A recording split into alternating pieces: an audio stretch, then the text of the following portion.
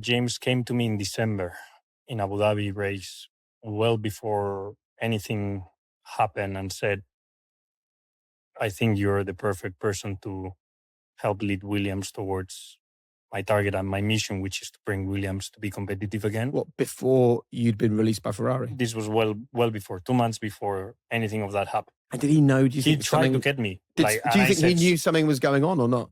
No, not at all. Really? He knew I was out of contract at the end of that year. I said, I know you're probably going to renew your contract with Ferrari if everything goes well, but just to let you know, I'm here and Williams is here and we want you.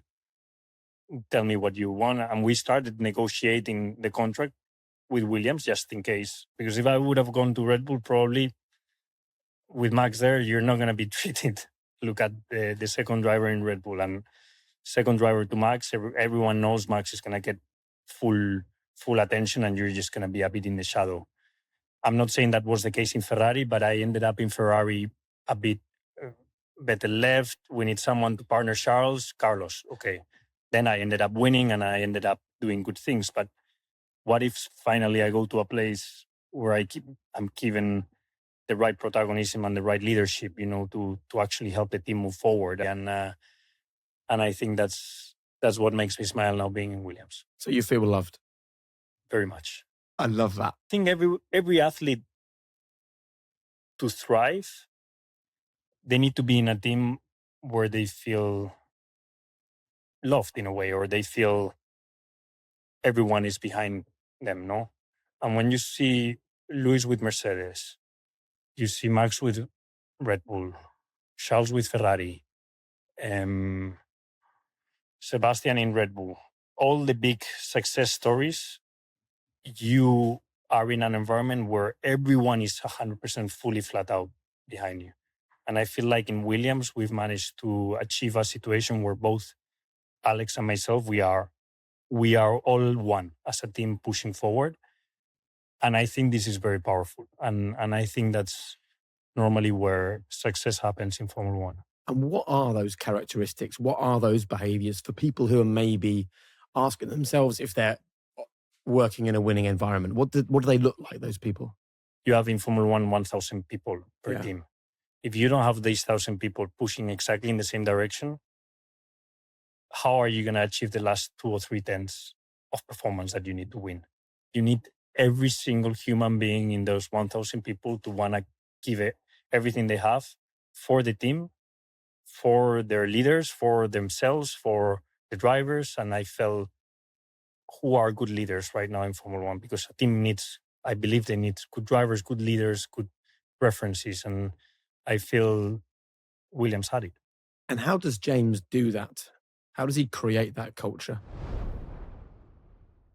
You know how much I love Formula One, and we know that you love the Formula One conversations here on High Performance. But the truth is that high performance in F1 isn't just what happens on the track. It's also about consistency. It's about identity. And you know what? Style works the same way, because the clothes that you wear, they become part of your story. They're the reason that you stand out.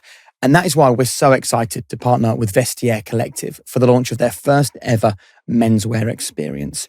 You can now find a curated selection of standout menswear. That's Cartier watches, Louis Vuitton bags, Gucci sneakers, Burberry jackets, all available at up to 80% off retail. And it also goes the other way. If you think it's time to change up your wardrobe, you can sell your own pre-loved treasures with low fees while giving them a new lease of life.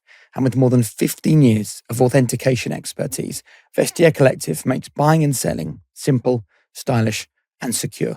Honestly, I think it's fantastic. Vestiaire Collective, the go-to destination for pre-loved premium menswear styles. To get involved, just click the link in the description to buy or sell men's pre-loved fashion. You are able to do mistakes and not get punished by them. You feel secure in your working environment. There is no blame culture in the team or finger pointing when you do something. Why? Because if you do a mistake, you're comfortable enough to put your hand up and say, this one is on me. I messed up. I wanted to say something else. I take responsibility. I will learn from it and I move on. And James is very good at making people feel comfortable to make mistakes. as long as they don't make it twice. It's the same as always. It's Formula One, okay? You cannot be too nice also with people. But once we do a mistake, we learn from it, we move on. But I feel in F1, there's so much pressure that people are very scared of making mistakes. And that almost holds people and holds talent back because of the pressure environment we're in. And you need to give drivers, you need to give engineers, you need to give mechanics to release that pressure, knowing that they need to try the best. And even if they do mistakes, not because of being in F1, you're going to be finger pointed and you're going to be fired, which is important, I think. It's so interesting you talk about failure, because he says that he walked in and he said, break everything. He told the team to break everything, find the limit of everything in the team. Now, that's not someone who wants them to break things and wants them to get things wrong, but it's someone who wants them to find where the limit is of themselves, of the parts, of the factory, of the processes. To question everything. Yeah, I think he's questioning whether Williams is doing the right thing in every single area. Yeah. And saying, are we top level in every single area of, you name it, marketing? Are we top level in marketing? Sponsorship? Are we top level in more sponsorship? Are we top level in wind tunnel execution? In how long it takes a front wing to be created? No, we are not top level on any of this, but we want to be. So let's break it and let's rebuild it. And I think this is why the team is progressing at the rate it's progressing. I mean, we were 9th last year in the constructors. This year we're already 5th. And even in some qualifyings, we have been able to beat the Ferraris, a Mercedes, or a Red Bull. So the team is progressing quickly. Did you ask him how quickly he thinks they can win a race? One of the things I really value from James was that he told me, don't expect much from 25. Say, okay, we will have a more competitive, but we are not going to be, at best, we will be leading the midfield at our best year. And this was super honest, because he was like, for me, that I wanted to go to a top 10, that someone comes and say, look, I'm going to be, at best, we are leading the midfield in 25. I was like, at least he's telling me the truth. He's being open and honest, and I really value that. How are you doing now? I'm in a very happy place right now. In Williams, I found a race team and a family that is working towards, I think, a very challenging target, which is making Williams competitive again. I think we're on the right path. I think if you look at the last 5-6 months of this team, it's been incredibly good, and I think it surprised more than a few people out there. I know what my abilities are as a driver, and I feel like in that sense, Williams has given me the right environment to thrive with all these abilities, and I think good things are starting to happen also because of that. And when you see the evolution of the car, the evolution of the team and everything, I think it's just going to get better because they have given me the right environment.